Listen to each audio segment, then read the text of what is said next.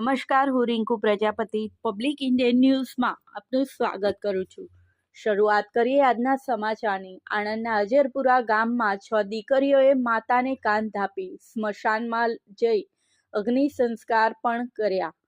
આણંદ તાલુકાના અજરપુરા ગામમાં આજે ખૂબ જ ભાવુક દ્રશ્યો સર્જાયા હતા, જ્યાં માતાનું મોત થતાં 6 દીકરીઓએ કાન ધાપી હતી। એટલું જ નહીં, દીકરીઓ માતાના અગ્નિ સંસ્કાર કરવા સ્મશાન પણ પહોંચી હતી। આણંદ તાલુકાના અજરપુરા ગામમાં રહેતા ઇન્દિરાબેન દીપકભાઈ પ્રજાપતિ ઉંમર વર્ષ 65 નું શનિવારના રોજ લાંબી માંદગી બાદ અવસાન થયું હતું।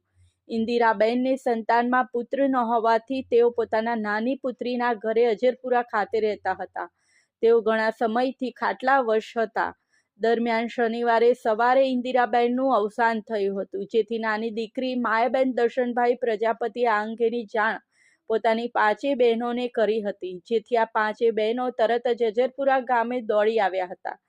જે બાદ સ્વર્ગસ્થ ઇન્દિરાબેને સ્મશાન યાત્રા નીકળી હતી, જેમાં 6 દીકરીઓએ પોતાની માતાને કાન ધાપી હતી।